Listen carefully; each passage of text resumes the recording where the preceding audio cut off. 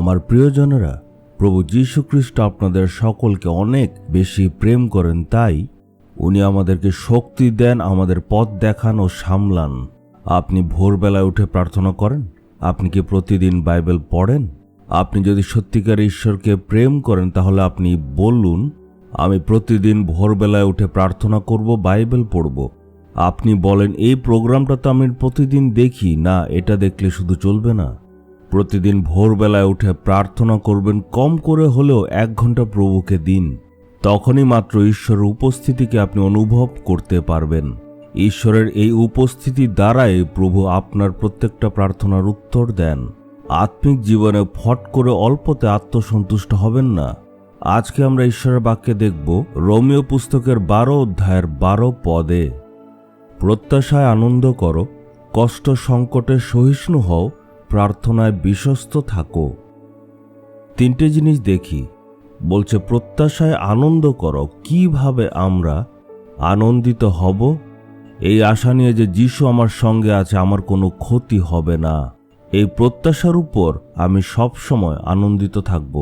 যিশু আমার দিকে দেখছেন, তাই আমার বিরুদ্ধে কোনো কাজ হবে না। আবার বলছে সংকটকালের মধ্যেও আশা নিয়ে আপনি থাকবেন। আমি কখনো নিজের উপর ভরসা করে থাকি না। আমার আশা, ভরসা, প্রত্যাশা প্রত্যেকটাই হচ্ছে ঈশ্বর আর যিশু। উনি আমার জন্য সবকিছুই করবেন। এই আশা নিয়ে আপনি আনন্দ করুন। কষ্ট সংকটে সহিষ্ণু হও, এর মানে যেই জায়গাতে আপনি কাজ করছেন বা যেখানে আপনি বাস করছেন, আপনার বিরুদ্ধে কাজ হতে পারে। তখন আপনার জীবনে কষ্ট সংকট আসবে, কিন্তু অস্থির হয়ে যাবেন না, সহিষ্ণু হতে হবে। ঈশ্বর কাজ করবেন। আপনি যদি ধৈর্যের সহিত না থাকেন, তখন শয়তান এখানে প্রবেশ করবে, আপনাকে রাগ করিয়ে সে আপনাকে ব্যবহার করবে। তাই বলছে কষ্ট সংকটে তুমি সহিষ্ণু হও।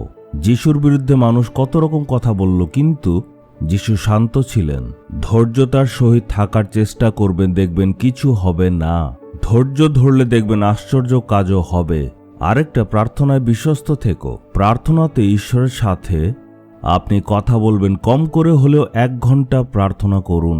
এমন অভ্যাস করুন যে প্রতিদিন আপনি 2 ঘন্টা ঈশ্বরকে দেবেন প্রার্থনার জন্য আর বাইবেল স্টাডির জন্য।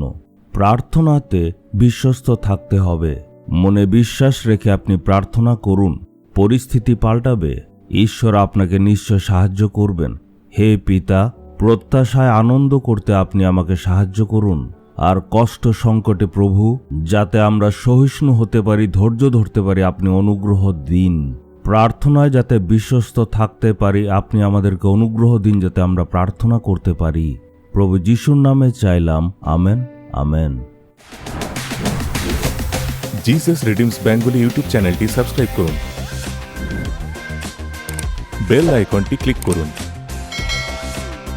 আমাদের প্রতিদিনের নতুন প্রোগ্রাম সম্পর্কে আপডেট পেতে।